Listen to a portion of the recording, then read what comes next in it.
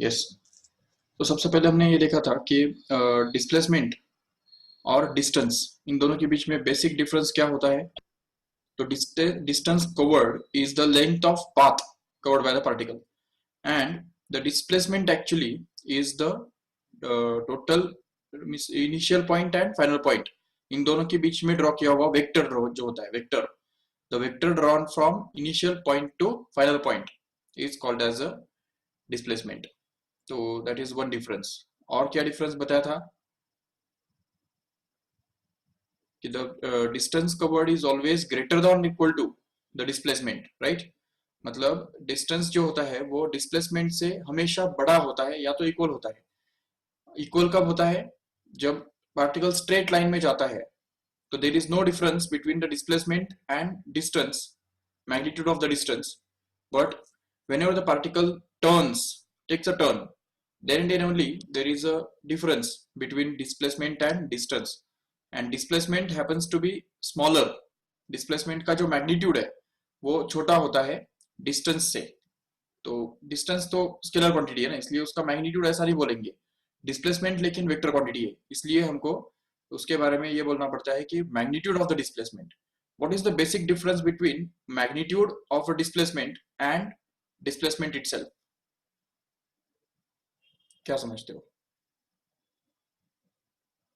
Magnitude of the displacement and displacement, how they are different? Displacement is going to be a vector, okay, but the length of that vector is going to be the magnitude of this displacement. तो ये हमको अच्छी तरह समझना है। चलो ठीक है। तो अभी देखो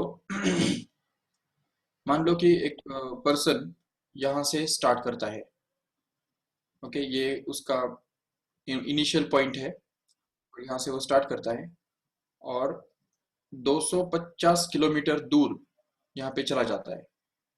ये देखो 250 किलोमीटर दूर वो चलते गया, ठीक है। और उसके बाद फिर वापस रिटर्न करता है और 50 किलोमीटर वापस पीछे आ जाता है। देखो ठीक से एग्जांपल समझो इसको ठीक से। क्या बताया जा रहा है? The person starts from the point O, suppose ये पॉइंट ओ है इधर, ठीक है। ओ से उसने स्टार्ट किया और ये सीधा जाके ए पे पहुंच गया, जो कि ओ से 250 किलोमीटर दूर है, ठीक है। और उसके बाद फिर वापस आया, रिटर्न करता है, मतलब 180 डिग्री से घूम गया। और 180 डिग्री से घूमने के बाद ये 50 किलोमीटर दूर जहाँ पे उसका एक दूसरा एक कोई शॉप है सपोज, तो वहां पे जाके पहुंच गया। बी पॉइंट उसको हम बोल सकते हैं। अभी मुझे बताओ कि ये पार्टिकल जब ए से बी तक पहुंच गया, ओ से बी तक पहुंच गया, so what is the displacement and distance covered? कौन बताएगा? Displacement in OB means displacement between O to B, how much it is, and what is the distance covered between O to B? जब वो O से B तक जाता है तब उसका डिस्टेंस कितना हुआ और डिस्प्लेसमेंट कितना हुआ? Yes, very good, very good, very good. देखो अभी इसमें क्या होता है ना कि डिस्प्लेसमेंट जब हमको काउंट करना है, when we have to find out the displacement, what we will do, we will just record the initial position। Initially कहाँ पे था वो? ए पे था, बराबर, ठीक है। ये ओ पे था, ठीक है। और फाइनल कहाँ पे आ गया? बी पे आ गया। तो अभी मुझे बताओ यहाँ से ओ से बी तक स्ट्रेट डिस्टेंस कितना है? ये देखो ये जो ओ बी है ये हो गया उसका डिस्प्लेसमेंट। वो कितना होगा? एक्चुअली उसके लिए वो निकालने के लिए हमको क्या करना पड़ेगा पता है? हमको ये 250 में से ये 50 जो है वो माइनस करना पड़ेगा। So this 250 minus 50 will give us 200, and that's why we can say that the displacement here is going to be 200 kilometer only, okay, 200 kilometer, right?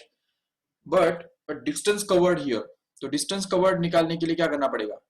तो देखो डिस्टेंस कवर्ड निकालने के लिए पहले तो उसको यहाँ पे जाना पड़ेगा, ए पे जाना पड़ेगा। तो वो जो 200 किलोमीटर 250 किलोमीटर उसने ट्रेवल किया वो तो किया ही ना, नो डाउट। और उसके बाद रिटर्न आने के बाद जो 50 किलोमीटर किया वो एक्स्ट्रा हो गया, तो इसलिए ये 250 और ये 50 दोनों को ऐड करना पड़ेगा, तब जाके हमको उसका डिस्टेंस कवर्ड मिलेगा। तो इसलिए distance covered will actually be equal to 300 kilometre. Remember, समझा ठीक से? तो distance covered is going to be actually equal to 300 kilometre. Correct है, ठीक है।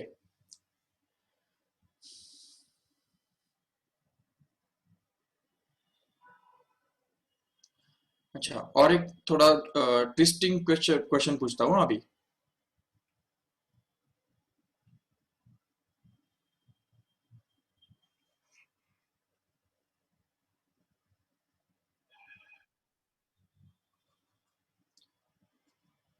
देखो ठीक से, मान लो कि एक पर्सन स्टार्ट करता है पॉइंट ए से। ए मतलब सपोज उसका घर है, ठीक है। फिर यहां से जाता है इस तरफ, मान लो कि 70 किलोमीटर इस तरफ जाता है वो, या चलो 70 मीटर, ठीक है, गया। उसके बाद फिर यहां से ऊपर तरफ मुड़ता है, इस तरफ जाता है। ये हो गया सपोज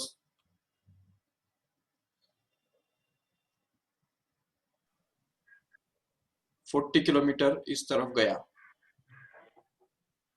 और इसके बाद मान लो कि इस तरफ वापस आता है। अच्छा सॉरी, एक मिनट, ऐसा करेंगे, झालं. 60 किलोमीटर आगे बढ़ता है। 60 किलोमीटर, सॉरी 60 मीटर आगे जाता है।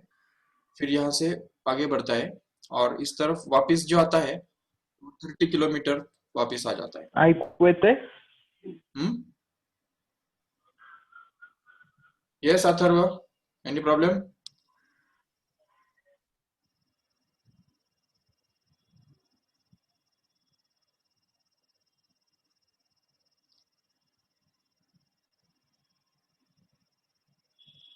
Yes. Okay. So suppose that the person comes back in the reverse direction by the distance of 30 metre. Okay, तो देखो ठीक से 30 मीटर वो इस तरफ वापस रिटर्न करता है, ठीक है। और ये पॉइंट पे पहुंच जाता है। ये पॉइंट समझो ए है, ये पॉइंट बी है, और ये सी है, और ये मान लो डी है।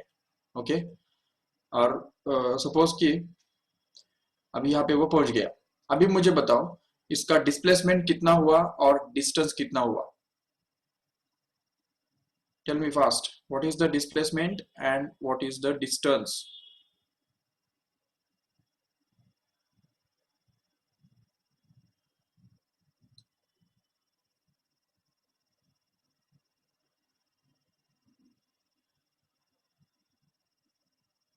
Displacement is 50। Correct, very good. देखो कैसे, क्योंकि सीधी बात ये देखो, ऐसा है कि यहाँ पे जैसे ही वो स्टार्ट करता है तो उसके बाद 60 मीटर आगे बढ़ता है, राइट। ये देखो ये डिस्टेंस जो पूरा है ये 60 मीटर है, ठीक है। और ऊपर तरफ गया 40 मीटर, और इस तरफ वापस आया 30 मीटर। तो अभी ये सारे डिस्टेंसेस तो ऐड ही होंगे ना। डिस्टेंस निकालने के लिए हमको ऐड ही करने पड़ेंगे। देखो ये 60 किलोमीटर, 40 किलोमीटर और 30 किलोमीटर, ये पूरा अगर हम ऐड करेंगे तो कितना मिलेगा हमको? तो देखो यहाँ पे आएगा 60 plus 40 plus 30 which comes out to be simply 130 metre. यहाँ तक समझा ठीक से? ये हो गया डिस्टेंस कवर्ड। ओके, अभी अगर हमको डिस्प्लेसमेंट निकालना है तो उसके लिए देखो सीधा कंसिडर करो इनिशियल पॉइंट। ये देखो ये इनिशियल पॉइंट है और ये फाइनल पॉइंट है। अभी इन दोनों के बीच में जो स्ट्रेट डिस्टेंस है ये हमको ढूंढना है। This is we have to find out. तो ये फाइंड करने के लिए हम क्या करेंगे, एक सिंपल सा टेक्निक यूज करेंगे। यहाँ से एक परपेंडिकुलर ड्रॉप करेंगे इसके ऊपर, ठीक है। तो अगर ये वाला 30 मीटर है, ठीक है, अगर ये डिस्टेंस अगर 30 मीटर है, ठीक है, तो ये डिस्टेंस भी तो 30 मीटर होगा जरूर। तो इसलिए अगर ये 30 मीटर डिस्टेंस हम काट लेंगे इस 60 में से, ठीक है, तो 60 में से 30 गया तो कितना बचता है? ये देखो ये 30 मीटर हमने इसमें से कट कर दिया, तो ये बचेगा कितना? तो ये डिस्टेंस रहेगा 30 मीटर, राइट है। चलो ठीक है। और अभी अगर ये 40 मीटर है, ये देखो, ये अगर 40 मीटर है वर्टिकल वाला, तो ये भी तो 40 मीटर ही होगा, क्योंकि इट्स अ रेक्टेंगल। ये वाला जो पूरा है ये रेक्टेंगल है, तो रेक्टेंगल होने के कारण उसके जो अपोजिट साइड है, ये वाला साइड और ये वाला साइड बिल्कुल सेम होगा। और इसीलिए हम ये बोल सकते हैं यहाँ पे कि this distance will also be 40 metre, and that's why we can say that this distance is going to be 40 meter. Okay, and once we get this 40 and 30, we can easily find out this by using Pythagoras theorem, because we know that this hypotenuse square, तो अगर इसको हमने d मान लिया तो d का square क्या होगा, d square will actually be equal to 30 square plus 40 square, which happens to be d square, which is equal to 900 plus 1600, which happens to be simply 2500, right? And 2500 का square root कितना बनता है, तो वो बनता है 50 metre, and that's why the displacement must be equal to 50 metre. देखो ठीक से दोनों हमने निकाल लिया, डिस्प्लेसमेंट भी निकाल लिया और डिस्टेंस भी निकाल लिया। समझा कि इसमें कुछ डाउट है कि इसको पूछना है कुछ? अगर कुछ डाउट है तो पूछो फटाफट।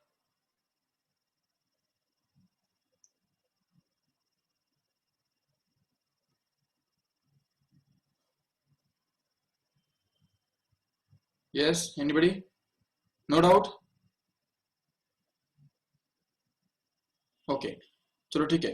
अभी और एक तुमको क्वेश्चन देता हूं, अभी थोड़ा डिफिकल्ट क्वेश्चन रहेगा ये, याद रखो ठीक से। Suppose we have a 3-dimensional space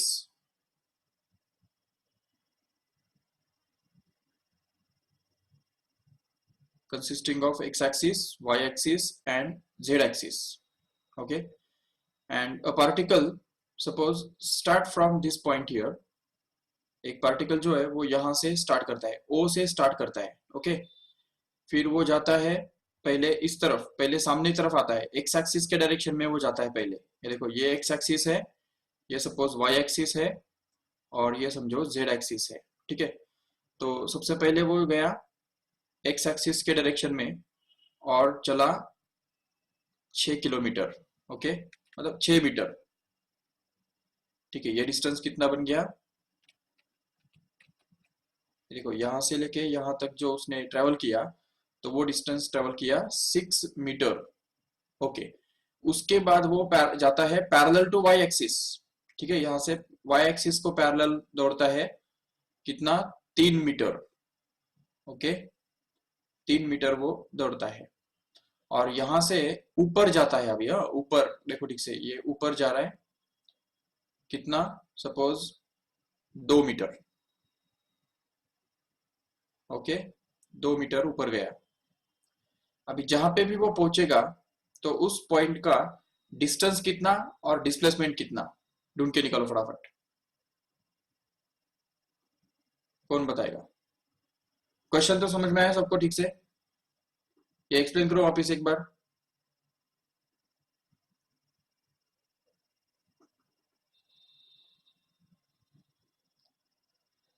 diagram में दिख रहा है तुमको ठीक से प्रॉपर क्या हो रहा है वहां पे?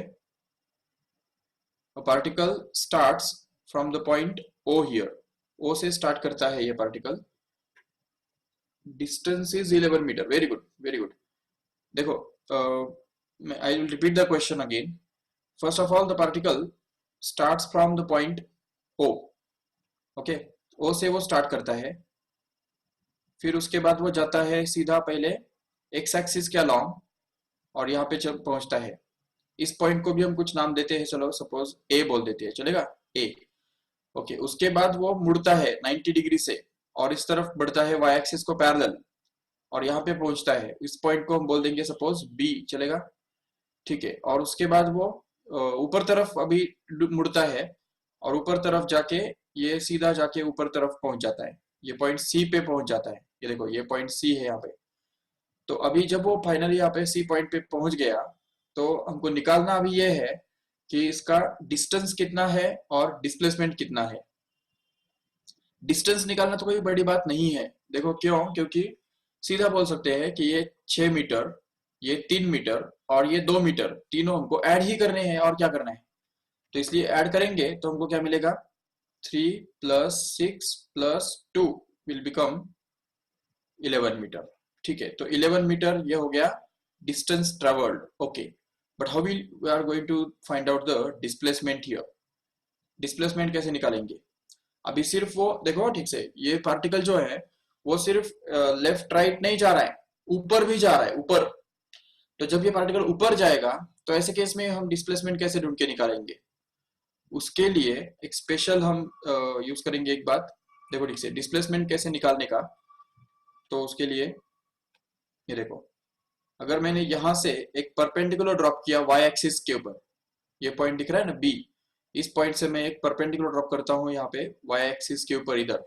ओके, तो ये जो क्वाड्रिलेटरल है वो रेक्टेंगल हो गया कि नहीं, चेक करो।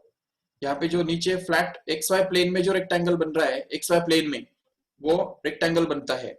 तो उस रेक्टेंगल के अंदर अगर सामने वाला साइड उसका एक साइड 6 है और दूसरा साइड 3 है, तो बाकी दो साइड्स भी तो वैसे ही होंगे। ये देखो, ये भी 6 होगा जरूर और ये वाला 3 होगा। ठीक है, अभी ये जो है इसका डायगोनल लिख सकते हो। ये डायगोनल देखो, ये वाला डायगोनल कितना होगा, तो वो निकाल सकते हैं आराम से, क्योंकि हमारे पास फॉर्मूला है हाइपोटेन्यूज स्क्वायर, मतलब डी अगर उसको बोल देते हैं, ये डी है सपोज, तो डी का स्क्वायर होगा 6 का स्क्वायर प्लस 3 का स्क्वायर, बराबर है, जिसको हम लिख सकेंगे आराम से, this is 36 plus 9 which happens to be actually equal to 36 plus 9 कितना होता है, 45, करेक्ट है, 45 metre. But this is the D square ना, तो d square is actually going to be 45, so d must be equal to what, √45. Okay, but now if we see carefully, then this d is actually perpendicular to this here, दिख रहा है ठीक से, because ये जो है ये ऊपर है, ऊपर ये 2 मीटर जो डिस्टेंस जो है वो उसने ऊपर ट्रेवल किया है। अभी जब वो ऊपर जाएगा इस डिस्टेंस पे यहाँ पे, तो उसमें ये यहाँ से अगर हम एक परपेंडिकुलर ड्रॉप करेंगे ना जेड एक्सिस के ऊपर, तो वो जाके यहाँ पे मिलेगा, देखो ऐसे, ये बन गया परपेंडिकुलर, जो हमने यहाँ से उठा के जेड एक्सिस पे डाल दिया। ठीक है, ये परपेंडिकुलर हमने ड्रॉप किया। अभी ये जो है ये वाला दिख रहा है, ये अंदर वाला, ये भी तो एक रेक्टेंगल हो गया। ठीक है, खड़ा रेक्टेंगल ऐसा दिख रहा है।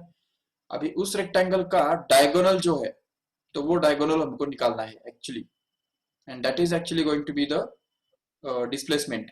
तो ये डायगोनल हमको निकालना है। How will you get that diagonal? If we assume it as, क्या एज्यूम करने का उसको बताओ, ये डायगोनल को क्या बोलेंगे, इसको बोल देंगे चलो कैपिटल डी, चलेगा, कैपिटल डी। तो अभी कैपिटल डी जो है वो इसमें ये कौन से ऐसे ट्रायंगल का हाइपोटेन्यूज है जिसका बेस डी है और उसका हाइट 2 मीटर है। तो इसलिए फिर यहाँ पे हम लिख सकते हैं आराम से, D square will actually be equal to small D square plus 2 square, जिससे हमको मिलता है D square is equal to small D square, मतलब ही ये देखो 45 हमको ऑलरेडी मिला हुआ है, तो ये 45 प्लस ये 2 का स्क्वायर मतलब ही 4, जो बनता है D square is equal to 45 plus 4 मतलब कितना हुआ, 49 हो गया। और इसलिए डी का वैल्यू एक्चुअली कितना आएगा, 7 आ जाएगा। तो इसका मतलब डिस्प्लेसमेंट कितना बन रहा है, 7 मीटर। चेक करो, तो देखो डिस्प्लेसमेंट कितना है, 11 मीटर, जबकि डिस्टेंस कवर कितना है, 11 मीटर, और डिस्प्लेसमेंट इज ओनली 7 मीटर। इसको हम थोड़ा और अलग पॉइंट ऑफ व्यू से देख सकते हैं, पता है कौन से? We can solve this by vector method. See here, अगर वेक्टर मेथड से अगर उसको सॉल्व करने के लिए ट्राई करते हैं, तो देखो ये सपोज हमारा एक्स एक्सिस, ये वाई एक्सिस और जेड एक्सिस, ये तीनों एक्सिस हमने यहाँ पे ड्रॉ किए सपोज। तो सबसे पहले हमको क्या बोला गया था कि particle starts from this origin O and it runs along X axis 6 metre here, तो इस तरफ वो 6 मीटर जाता है। चलो ठीक है, ये 6 मीटर यहाँ पे चला गया। ठीक है, उसके बाद क्या करता है, वाई एक्सिस को पैरेलल डायरेक्शन में 3 मीटर जाता है, ऐसे ही बताया था कि नहीं। और उसके बाद जेड एक्सिस को पैरेलल डायरेक्शन में 2 मीटर ऊपर आगे बढ़ता है। तो ये देखो, ये इस तरफ जा रहा है 3 मीटर, और उसके बाद यहाँ पे जा रहा है 2 मीटर, ऊपर। तो अभी देखो यहाँ पे अगर ऐसा हो रहा है, सॉरी, देखो तो ये 3 मीटर है, ये 6 मीटर है और ये 2 मीटर है। तो इस पॉइंट के कोऑर्डिनेट्स क्या होंगे बता सकते हो? What are the coordinates of this point P here? Tell me fast. ये देखो x कोऑर्डिनेट कितना है उसका 6, तो यहाँ पे आ गया 6। y कोऑर्डिनेट कितना है उसका, ये देखो यहाँ से अगर हमने परपेंडिकुलर ड्रॉप किया y एक्सिस पे तो वो सीधा उसको जाके मिलेगा, और ये जो डिस्टेंस है, ये वाला डिस्टेंस इसके बराबर ही रहेगा जो कि 3 है यहाँ पे, तो इसलिए y कोऑर्डिनेट बन गया 3। और z कोऑर्डिनेट क्या बनेगा उसका, यहाँ से अगर परपेंडिकुलर ड्रॉप करो इधर y एक्सिस पे, z एक्सिस पे, तो वो सीधा ये जो डिस्टेंस 2 है वही डिस्टेंस यहाँ पे भी हमको मिलेगा इस तरफ, तो इसलिए वो 2 ही बनेगा, तो इसलिए वो z कोऑर्डिनेट बन गया 2। तो इसका मतलब हमको इस पॉइंट के कोऑर्डिनेट्स मिल गए, no doubt. Once we get the coordinates of that point, what we can do is we can find out its position vector here. ये देखो ये वेक्टर हम निकाल सकते हैं, इसको p बार अगर बोल दिया तो what will be the expression for p bar in terms of i bar, j bar and k bar? So we can say that p bar is going to be equal to 6i bar plus 3j bar plus 2k bar. Once we get this vector, तो this vector is called as the displacement vector actually। देखो ठीक से, इसी vector को हम displacement vector बोल सकते हैं। But at the same time, if you want to find out the magnitude of that displacement, then magnitude of displacement mod of p bar, we already have seen the how to find out the magnitude of any vector by just taking the square root of sum of squares of the coefficients of I bar, J bar and K bar respectively. So if we just replace it here, then we get this as a 6 ka square plus here it is 3 का square and last is 2 का square, जिससे हमको मिल रहा है root of 6 का square कितना है 36 plus 3 का स्क्वायर है 9 और ये है 4। तो इन तीनों को अगर हम ऐड करेंगे तो हमको मिलेगा 45 plus 4, once again it is 49 and root of 49 happens to be 7 as before। तो यही हमको पहले भी मिला था, अभी भी वही मिला था। So this is basically the difference between the distance and displacement। Okay, now we'll just अच्छा इसका स्क्रीनशॉट लेना है तो ले सकते हो आराम से, because now we are going to see the next concept in this chapter, that is about velocity and speed।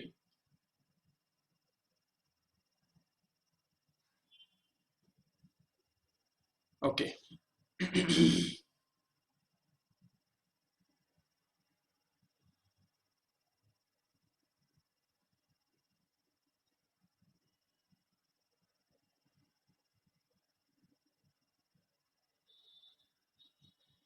ठीक है, जैसे हमने लास्ट टाइम फर्स्ट लेक्चर में हमने देखा था ऑलरेडी कि we have to consider, we have to discuss about the different concepts in this chapter. सबसे पहला कंसेप्ट कौन सा था हमारा, पोजीशन वेक्टर। उसके बाद हमने डिस्कस किया डिस्प्लेसमेंट, ठीक है ना, डिस्प्लेसमेंट और एंड डिस्टेंस, इन दोनों के बारे में भी हमने देखा। ठीक है, अभी उसके बाद हमको ये देखना है वेलोसिटी क्या होता है, velocity and also we have to consider the speed also, speed क्या होता है ये भी हमको कंसीडर करना है। Let us do that. So see, अभी होता क्या है ना कि वेलोसिटी मतलब क्या और स्पीड मतलब क्या, और उन दोनों के बीच में डिफरेंस क्या है, और exactly why we need this type of concepts, two concepts at a time. तो देखो होता क्या है, देखो अगर सपोज कोई एक पार्टिकल है, अगर मान लो वो यहाँ से स्टार्ट करता है और ऐसे पाथ से गुजर के यहाँ पे आ जाता है, ठीक है, तो हमको ऑलरेडी पता है कि उसका जो डिस्प्लेसमेंट और डिस्टेंस इन दोनों के बीच में क्या डिफरेंस है वो हमको पता है ऑलरेडी। तो इसका जो पाथ लेंथ होता है उसको हम क्या बोलते हैं, डिस्टेंस। और स्ट्रेट अगर हम देखेंगे यहाँ पे, ये जो शॉर्टेस्ट डिस्टेंस या उसको हम बोल सकते हैं the vector drawn from initial point to final point, it is called as the displacement. ठीक है, तो ये हो गया तुम्हारा displacement.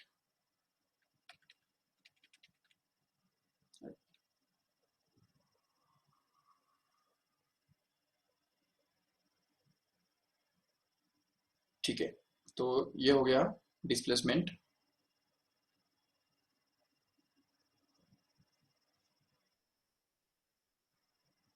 okay, and this is going to be the distance covered. Okay, now see, if we divide this displacement by time, then we can get velocity. Remember, what is velocity? Velocity is defined as the displacement upon time. But on the other hand, if we just divide this distance covered by time, then we are going to get that speed. समझ में आया फर्क दोनों के बीच में क्या है? देखो ठीक से. What is the basic difference between the distance cover, speed and velocity? The same difference whichever between displacement and distance covered is there between the velocity and speed actually. तो क्या क्या डिफरेंस पॉइंट्स है, note करो फटाफट यहाँ पे velocity और speed के बीच में. देखो सबसे पहला जो डिफरेंस पॉइंट है वो हम बोल सकते हैं यहाँ पे कि the velocity is going to be a vector quantity, correct है, whereas the speed is going to be a scalar one, no doubt. और क्या दोनों के बीच में डिफरेंस है बताओ? वेलोसिटी का जो मैग्नीट्यूड है, वेलोसिटी का मैग्नीट्यूड, ठीक है, it should be always less than or equal to the speed. Velocity, magnitude of velocity has to always be less than or equal to the speed, and obviously the speed has to be greater than or equal to velocity.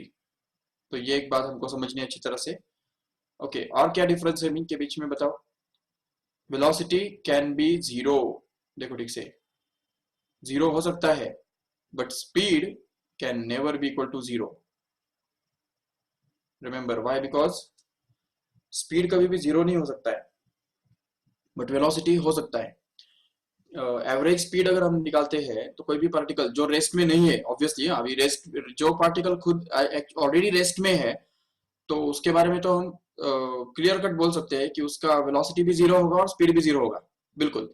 लेकिन जो particle rest में नहीं है उसका average speed अगर हम निकालते हैं तो वो कभी भी जीरो नहीं आएगा, हो ही नहीं सकता है. और लेकिन हाँ, वेलोसिटी उसका जीरो आ भी सकता है. पता है कैसे? अगर एक पार्टिकल है वो यहाँ से स्टार्ट करता है, ए पॉइंट पे वो स्टार्ट करता है और ऐसा पूरा चक्कर पूरा किधर भी घूम फिर के वापस उसी पॉइंट पे आ जाता है, उसी पॉइंट पे आ जाता है. तो ऐसे केस में हम क्या कहेंगे? डिस्प्लेसमेंट तो उसका जीरो हो गया, एंड डिस्प्लेसमेंट जीरो होने से डिस्प्लेसमेंट डिवाइड बाय टाइम मतलब क्या होता है? वेलोसिटी होता है. तो अगर डिस्प्लेसमेंट ही अगर जीरो हो गया तो फिर वेलोसिटी भी तो जीरो होगा ही ना. तो इसलिए हम कहते हैं कि अगर particle, if the particle returns back to the same point once again wherever it starts with, then the velocity will be zero, but speed can never be zero, because speed जो है, स्पीड निकालने के लिए हमको distance covered निकालना पड़ेगा. And distance covered का मतलब क्या है? ये पूरा पाथ लेंथ, वो तो हमको निकालना ही पड़ेगा, वो तो नॉन जीरो रहेगा.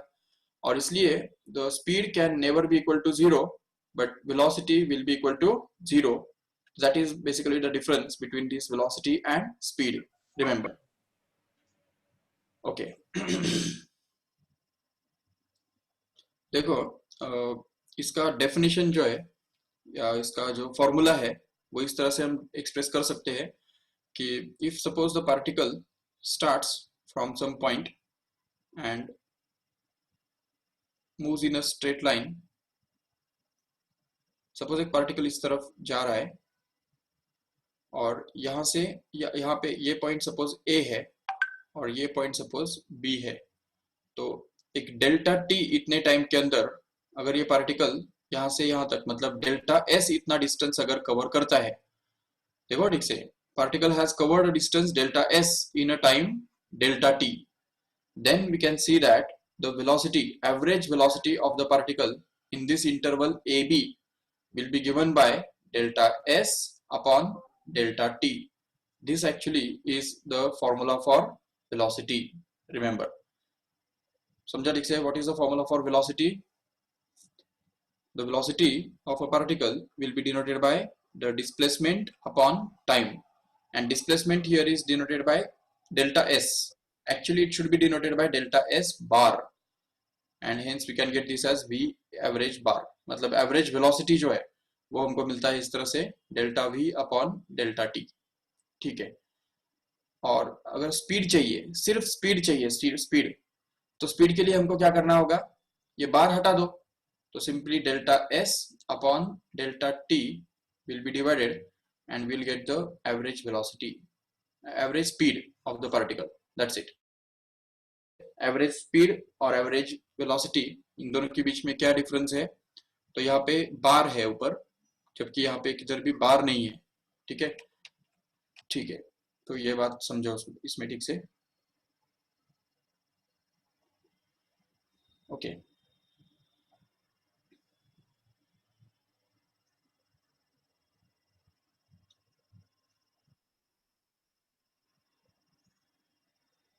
एक सिंपल सा क्वेश्चन तुमको पूछता हूँ, देखो ठीक से।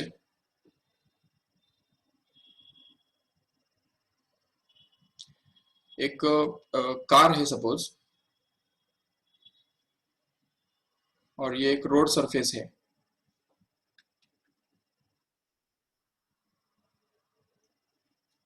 ओके।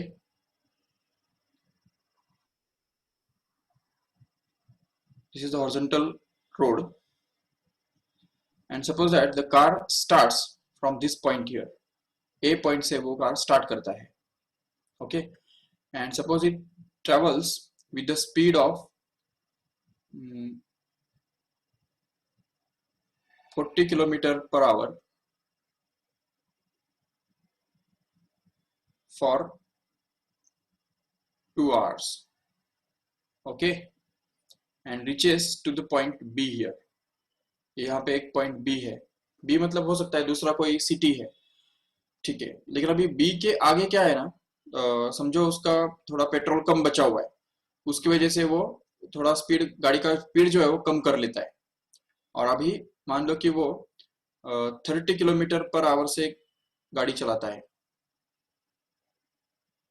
और वो भी अगले 3 घंटे तक, देखो ठीक से, 3 घंटे तक उसने क्या किया, 30 किलोमीटर तक पर आवर इस स्पीड से गाड़ी चलाया, ठीक है। और उसके बाद फिर पहुंच जाता है सी पॉइंट पे, ये देखो, ये समझो पॉइंट सी है, और अभी सी के बाद उसको पता चलता है कि अभी बहुत कम टाइम बचा है और उसको बहुत फास्ट जाना पड़ेगा, तो इसीलिए वो क्या करता है, अपना स्पीड बढ़ा लेता है, और अब यहाँ पे इस इंटरवल में 50 किलोमीटर पर आवर इस स्पीड से गाड़ी चलाता है, बहुत हाई स्पीड पे गाड़ी चलाता है, और वो भी 2 घंटे के लिए, 2 आवर्स के लिए, और यहाँ पे पहुंच जाता है डी, डी पॉइंट पे। डी मतलब डेस्टिनेशन, मतलब वहां पे उसको पहुंचना था, जहां पे पहुंचना था वहां पे पहुंच गया, चलो ठीक है।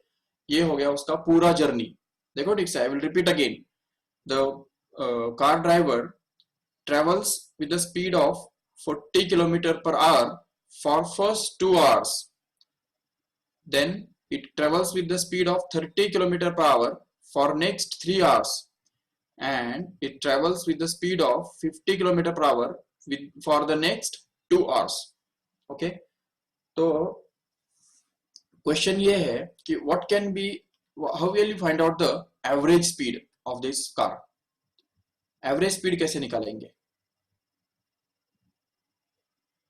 देखो, एवरेज स्पीड निकालने के लिए हमको क्या करना पड़ेगा, तो एवरेज स्पीड का फॉर्मूला क्या बताया मैंने अभी, average speed is always equal to the ratio of the total distance travelled, right, total distance travelled divided by total time required, correct है। तो ये हमको करना होगा, तो टोटल एवरेज स्पीड निकालने के लिए टोटल डिस्टेंस हमको निकालना है और टोटल टाइम निकालना है, और फिर उनका रेशियो लेना होगा। बट अभी सवाल पैदा होता है कि how will you get the total distance.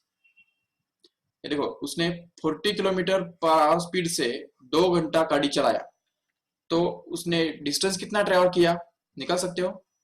ये देखो, it can be found out separately, total distance travelled by the car will be obtain to be 40 kilometre per hour से 2 घंटा, तो 2 घंटे में कितना दूर जाएगा वो, 80 किलोमीटर तो उधर ही हो गया, प्लस अभी 30 किलोमीटर पर आवर स्पीड से अगर 3 घंटा गाड़ी चलाएगा तो 90 किलोमीटर तो आगे पहुंच जाएगा कि नहीं। तो इसलिए 30 must be multiplied with 3 so that we can get this as 90। And finally third journey, ये जो थर्ड पार्ट है, इसके अंदर क्या किया उसने, 50 किलोमीटर पर आवर से गाड़ी चलाया 2 घंटे। तो 2 घंटे में वो कितना दूर पहुंच गया होगा, जरूर 50 + 50 मतलब 100 किलोमीटर दूर तो पहुंच गया होगा। तो इसको भी हमको यहाँ पे 50 × 2 करना पड़ेगा, जिससे हमको 100 मिल जाएगा। इसका मतलब टोटल डिस्टेंस कवर्ड कितना हो गया, निकाल सकते हो आराम से।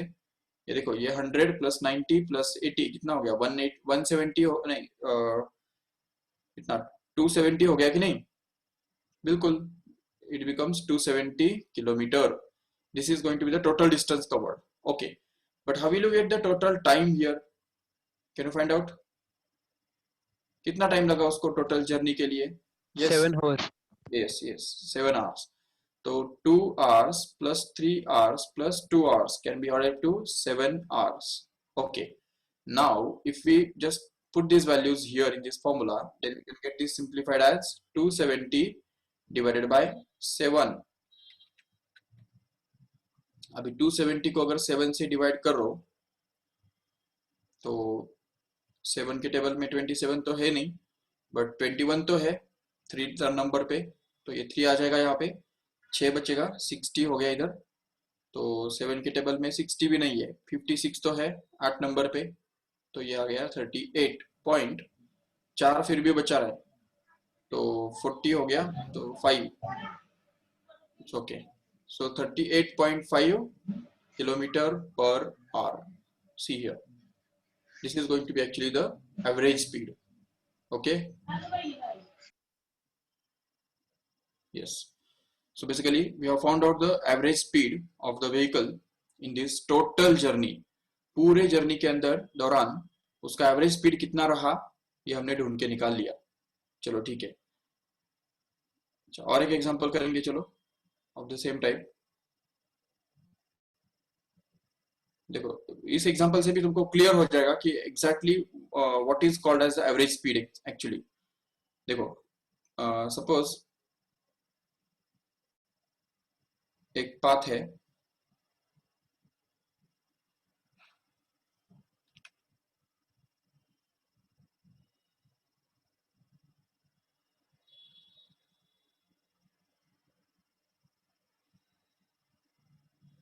Okay, the car starts from this point here.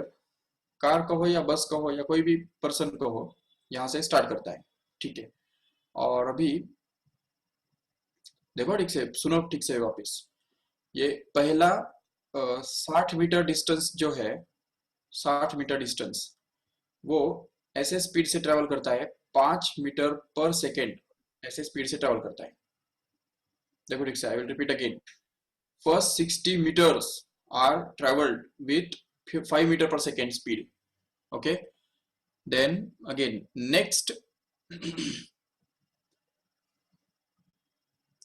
next 40 meter distance is traveled with the speed of 8 meter per second। तो पहला 60 मीटर पार्ट हो गया, जो 5 मीटर स्पीड से ट्रेवल किया, 5 मीटर पर सेकेंड स्पीड से ट्रेवल किया। अगला जो पार्ट है वो उसने 8 मीटर पर सेकेंड स्पीड से ट्रेवल किया। और लास्ट वाला जो पार्ट था 50 मीटर का सपोज, ठीक है, वो उसने ट्रेवल किया 5 मीटर पर सेकेंड स्पीड से। अभी इस यहाँ पे वो पहुंच गया, ठीक है। ये पॉइंट सपोज ओ है, ये पॉइंट ए है, ये पॉइंट बी है और ये सी है। तो यहाँ पे वो पहुंच गया जहाँ पे उसको पहुंचना था। अभी मुझे बताओ, इस एग्जांपल के अंदर फिर से हमको वही क्वेश्चन है, how will you get the average speed. once again we want to find out the average speed here also। how will you find out? see, once again the definition is the same। okay, क्या है definition हमारा, formula क्या है average speed का, the total distance travelled upon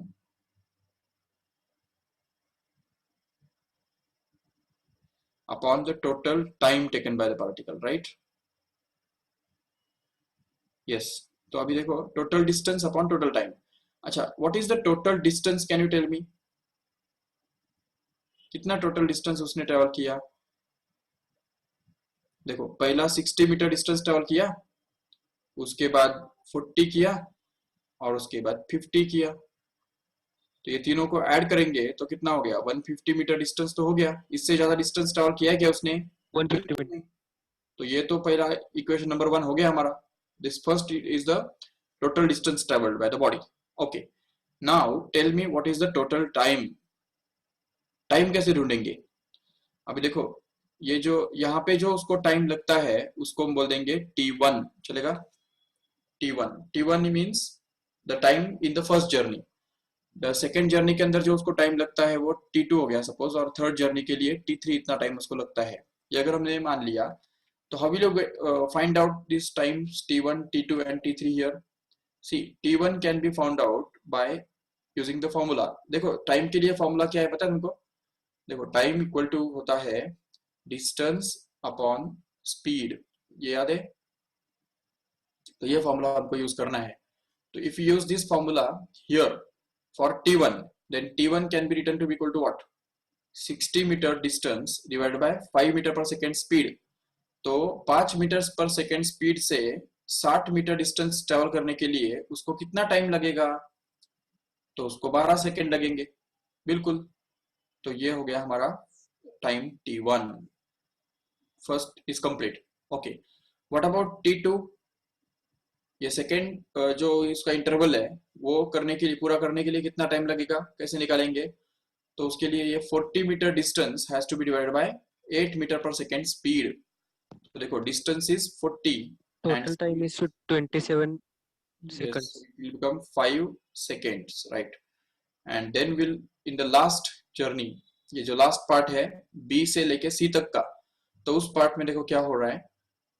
time T3 can be obtain to be equal to 50 meter distance upon 5 metre per second speed, which is happens to be equal to 10 seconds, right? And then we can be able to find out this total time to be simply equal to the sum of all these three time intervals, that is T1 plus T2 plus T3. 27 seconds. Yes. So it's 12 plus 5 plus 10, which happens to be 27 seconds. Okay, once you get this, we can easily find out the speed now. Average speed can be obtained to be simply equal to, तो देखो total distance कितना था? ये देखो 150 metre था। तो इस 150 metre को अगर डिवाइड करते हो 27 से, तो सबसे पहले 3 से हमको रिड्यूस करना पड़ेगा इसको। तो 3 9s are and 3 5s are and 0 as it is. So 50 by 9, which can be reduced into fractions also. So 9 ones are 9 5s are, right? तो 9 5s are 45.5 बचा वापस, तो 50 हो गया। 9 5s are 45 again and 5 5 recurring, we can round it up to 6, and this will be in meter per seconds obviously. So this will be the final average velocity of this particle. समझे ठीक से? ऐसे नहीं average velocity पूछा है तो ये 5 metre per second, ये 8 मीटर पर सेकेंड और ये 5 मीटर पर सेकेंड, तीनों का ऐड किया, 3 से डिवाइड किया, जैसे हमारे सब्जेक्ट का एवरेज निकलते हैं एग्जाम के अंदर, वैसा नहीं करना है। तो एवरेज स्पीड का डेफिनेशन ही अलग है, याद रखो ठीक से। एवरेज स्पीड का डेफिनेशन होता है total distance covered upon total time required. It is not going to be the average of all these three velocities here.